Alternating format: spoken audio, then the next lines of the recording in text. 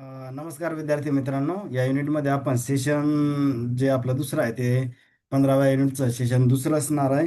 तर जे विद्यार्थी मित्र माझ्या चॅनलला पहिल्यांदाच व्हिजिट देत असतील किंवा पहिल्यांदाच ते लेक्चर ऐकत असतील त्या विद्यार्थ्यांना रिक्वेस्ट आहे, जर काही आपल्याला आज महत्त्वाचं वाटत असेल, काही कामाचे ऑब्जेक्टिव्ह वाटत असतील किंवा एक्झाम ओरिएंटेड ऑब्जेक्टिव्ह वाटत असतील तर चॅनलला लाईक, सबस्क्राईब आणि शेअर करायला विसरू नका. तर कुठलाही टाइमपास न करता लगेच आपण सेशनला सुरुवात करू.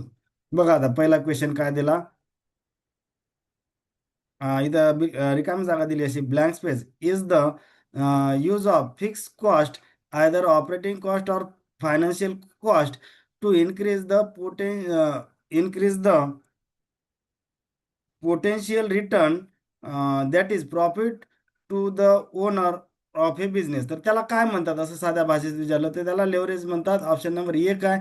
क्वेश्चन नंबर 42 बघा, टाइप्स ऑफ लेवरेज आर कोणकोणते असते तर लेवरेजचे टाईप तर ऑपरेटिंग लेवरेज असते, फायनान्शियल लेवरेज असते आणि कंबाईन म्हणजे कंबाईन म्हणजे काय, ऑपरेटिंग प्लस फायनान्स. तर त्या दोघांचं कॉम्बिनेशन म्हणजेच कंबाईन लेवरेज. हे तिन्ही टाईप असतात. ऑप्शन नंबर 3 करेक्ट असणार आहे. क्वेश्चन नंबर 43 बघू लगेच. आता काय विचारलं आपल्याला की choose the correct sentence. Correct sentence आपल्याला शोधायचा आहे. बघा आता, operating leverage uses fix operating cost. Example दिलं रेंट, डिप्रिसिएशन, सॅलरीज. बरोबर आहे, त्यात कुठेही चुकीचं दिसत नाही. It is related to business risk, हे सुद्धा बरोबर आहे. ऑप्शन नंबर 3 हे करेक्ट उत्तर असणार आहे. क्वेश्चन नंबर 44 आपल्याला विचारलं की choose the correct sentence. Correct sentence ओळखायचा आहे. Financial leverage uses the fix financial cost. Example interest on the loan. बरोबर आहे, यात कुठेही चुकीचं दिसत नाही. It is related to financial risk. Financial रिस्कच्या रिलेटेड असते हे, म्हणून त्यालाच तर फायनान्शियल लेव्हरेज म्हणतात.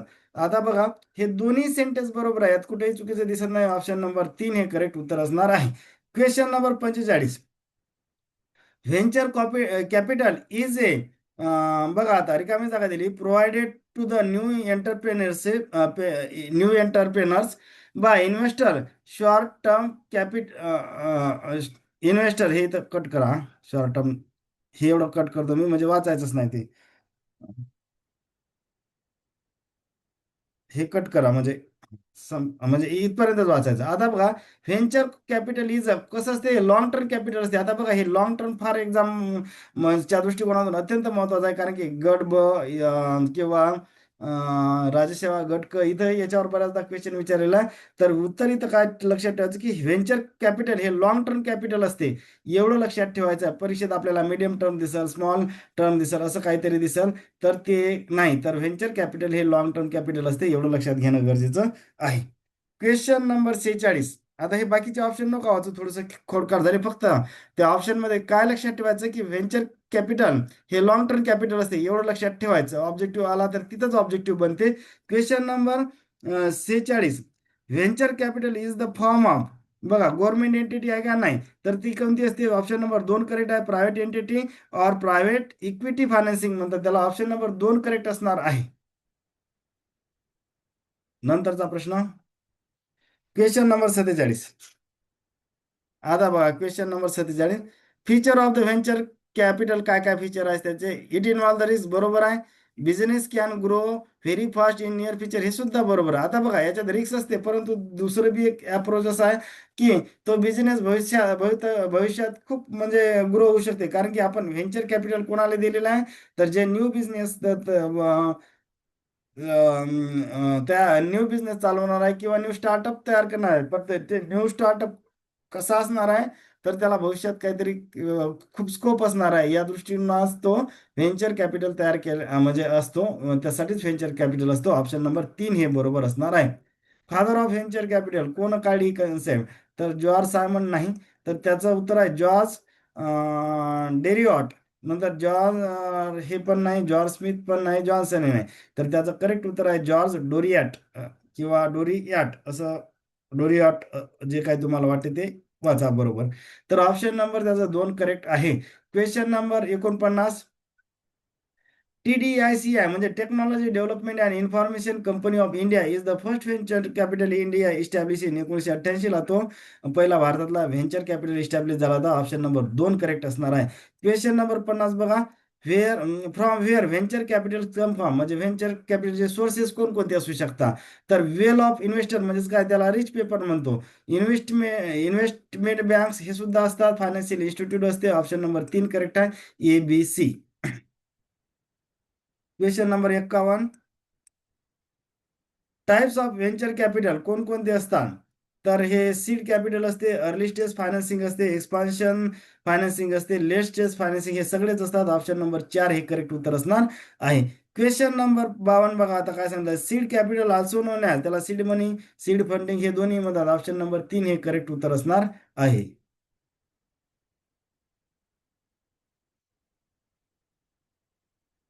सीड कॅपिटल क्वेश्चन नंबर बघा 53, seed capital refers to the initial किंवा त्याला फर्स्ट मनी म्हणतो आपण, फंडिंग यूज टू स्टार्ट, कोणता नवीन बिझनेस किंवा नवीन स्टार्टअप असला तरच सीड कॅपिटल असते. म्हणजे एखादा बिझनेस आहे त्याचं रिपेअरिंग करा किंवा इम्प्रूव्हमेंट करण्यासाठी किंवा ॲडव्हान्समेंट करण्यासाठी, किंवा एखादा ओल्ड बिझनेस आहे त्यासाठी व्हेंचर कॅपिटल कधीच नसते. फक्त नवीन बिझनेस सुरू करायचा असेल, नवीन स्टार्टअप सुरू करायचं असलं तरच त्यासाठीच तर व्हेंचर कॅपिटल असते, अदरवाईज दुसऱ्या याच्यासाठी नसते. म्हणून ऑप्शन नंबर 1 हे करेक्ट उत्तर असणार आहे. Question number 54, the sector subsector major and sub major heads have been prescribe by, तर कॅग म्हणजे कोणता, जे 148 आर्टिकल आहे ना इंडियन कॉन्स्टिट्यूशन त्याच्यामधला कॅग जे आहे. तर आता हा क्वेश्चन मी इथं काय घेतला, तर हे 2014च्या ITI प्रिन्सिपल मध्ये क्वेश्चन आलेला आहे म्हणून इथं घेतला. क्वेश्चन नंबर 55, रिकामी जागा दिली की is a financial plan showing extended income and expenditure in the financial year, तर काय असते त्याला, तर बजेट किंवा एएफएस. एएफएस म्हणजेच काय, अॅन्युअल फायनान्शियल स्टेटमेंट म्हणतो आपण. ऑप्शन नंबर 55 किती असणार आहे, तर 2 नंबरचं ऑप्शन असणार आहे.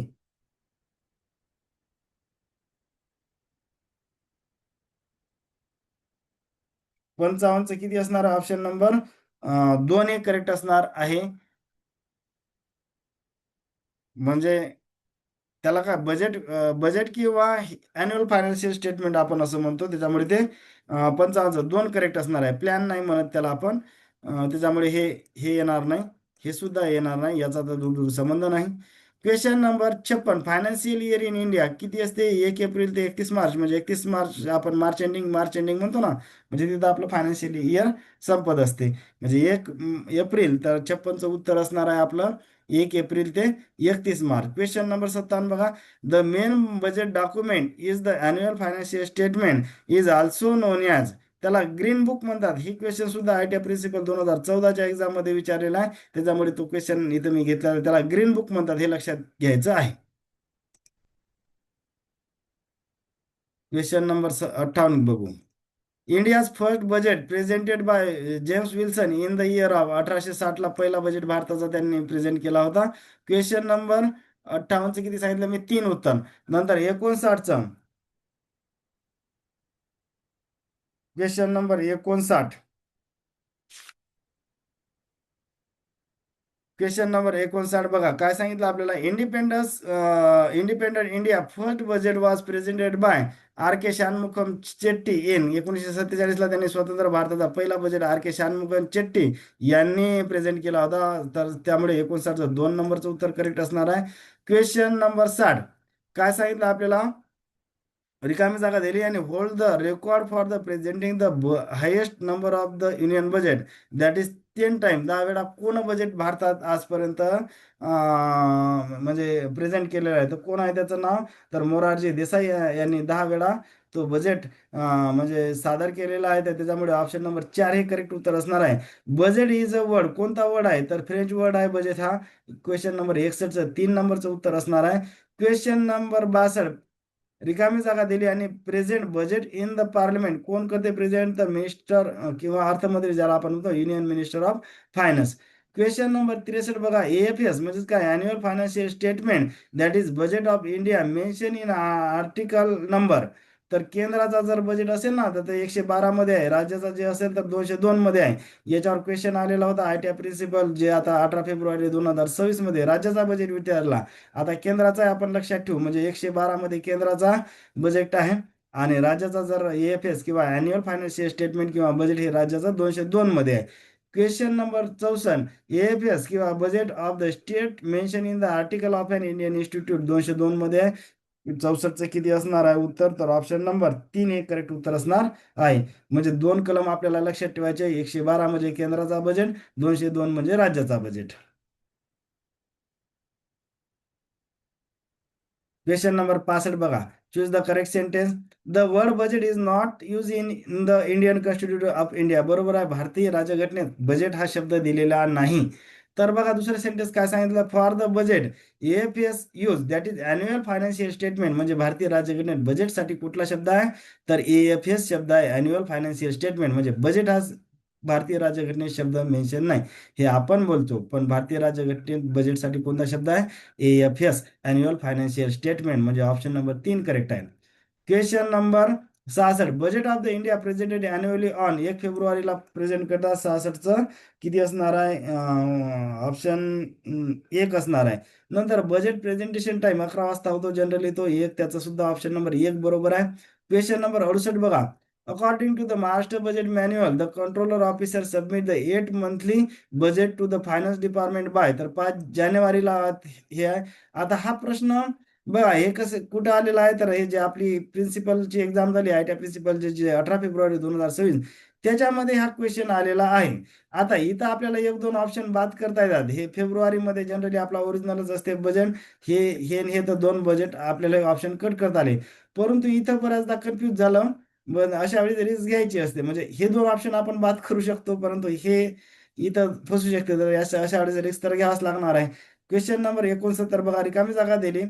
शाल shall every financial year cause to lay an annual financial statement before the both the house of the parliament. आता बघा, जरी अर्थमंत्री बजेट सादर करतो, परंतु ते राष्ट्रपतीच्या वतीने करतो. घटनेत बंधन कोणावर घातलेलं आहे, तर इथं बघा 112 नुसार प्रेसिडेंटवर आहे. फायनान्स मिनिस्टर आलं तर ते चूक, परंतु फायनान्स मिनिस्टर राष्ट्रपतीच्या वतीने सादर करत असतो. परंतु लिगली किंवा कॉन्स्टिट्युशनल बंधन म्हणजे कॉन्स्टिट्युशनल जे काही बंधन आहे ते कोणावर आहे, तर प्रेसिडेंटवर आहे. तर ऑप्शन नंबर 169चं 2 नंबर करेक्ट उत्तर असणार आहे. Question number 70. As per the article 202, रिकामी जागा दिली. Shall cost to be laid before the legislation of the state statement of the estimated receipt and expenditure of the state for each financial year. ही तर राज्यपालाची जबाबदारी आहे. जसं आपण 112 मध्ये राष्ट्रपतीची जबाबदारी आहे, इथं कोणाची आहे, गव्हर्नर किंवा राज्यपालाची जबाबदारी आहे. परंतु राज्यपालाच्या वतीनं अर्थमंत्री हा सादर करत असतो. नंतरचा क्वेश्चन. Question number 71. आता काय म्हणलं 71 मध्ये आपल्याला बघा. The national budget is prepare by the budget division under. काय कोणत्या बजेट कोण करत असते, डिपार्टमेंट ऑफ इकॉनॉमिक अफेअर हे बजेट तयार करण्याचं काम करते. त्याच्यामुळे ऑप्शन नंबर 1 बरोबर आहे. डिपार्टमेंट ऑफ बजेट नावाचं काही नसते, हे त्याच्यामुळे येणार नाही, हे येणार नाही. Question number 72. Merge the railway budget in the general budget from. 2017-18 पासून रेल्वेचा बजेट हा जनरल बजेटमध्येच मर्ज करण्यात आला. त्याच्या अगोदर काय होतं की रेल्वे बजेट हा सेपरेट बजेट होता आणि जनरल बजेट हा सेपरेट बजेट होता. Question number 73. 6 stages through the budget passes arrange in order. कोणत्या ऑर्डरमध्ये अरेंज आहे ते आपल्याला करायचं आहे. पहिलं आहे presentation of the budget, general discussion असते, स्क्रुटिनी असते, व्होटिंग असते, अप्रोप्रिएट बिल आणि फायनान्शियल बिल. म्हणजे पहिलं 1 असणार आहे. ABCDE हे सिक्वेन्स आहे त्याची, तर त्याच्यामुळे ऑप्शन नंबर 1 हे बरोबर असणार आहे. युनियन बजेट टाईम कोणकोणते असतात, तर बॅलन्स बजेट असते, सरप्लस असते आणि डेफिसिट बजेट असते. तिन्ही असतात. ऑप्शन नंबर 3 हे करेक्ट उत्तर असणार आहे. Question number 75. If the receipt and the expenditure are equal then called as. म्हणजे जमा आणि खर्च जर सारखाच असेल तर त्याला बॅलन्स बजेट असं म्हणतात. ऑप्शन नंबर 1 करेक्ट असणार आहे. पुढचा क्वेश्चन काय सांगितलं. इफ द रिसिप्ट म्हणजे जमा इज ग्रेटर दॅन एक्सपेंडिचर. जर जमा ही खर्चापेक्षा जास्त असेल तर त्यावेळेस ऑब्विसली कोणता असणार आहे, सरप्लस, शिल्कीचा बजेट म्हणतो आपण त्याला. Question number 77. If the expenditure is greater than receipt then the budget is called as. म्हणजे जर खर्च जमापेक्षा जास्त असेल तर त्याला आपल्याला डिफिसिट म्हणजे तुटीचा अर्थसंकल्प आपण म्हणतो. ऑप्शन नंबर 3 हे करेक्ट असणार आहे. Question number 78. A management tool that is used, रिकामी जागा, budget to monitor and control the financial performance against the set target. तर त्याला काय म्हणतो आपण, budgetary control. Option number 2 correct असणार आहे. Question number 79. Types of budgetary control कोणकोणते असतात. झिरो बेस बजेट असते, आउटकम बेस बजेट असते, परफॉर्मन्स बजेट असते, इन्क्रिमेंटल बजेट असते, जेंडर बजेट आणि फ्लेक्झिबल बजेट सगळे आहेत. ऑप्शन नंबर 4 हे करेक्ट उत्तर असणार आहे. क्वेश्चन नंबर 80 या लेक्चर मधला शेवटचा question. Advantages of the budgetary control काय असते? Improve the financial management, performance measurement आणि इफेक्टिव्हनेस किंवा इफिशियन्सी हे सगळं आहे त्याच्यामध्ये. ऑप्शन नंबर 3 हे करेक्ट उत्तर असणार आहे. होप करतो बऱ्याच गोष्टी फास्टमध्ये सांगितल्या. काही जर महत्त्वाचं वाटलं असेल तर चॅनलला लाईक, सबस्क्राईब आणि शेअर करायला विसरू नका. थँक्यू.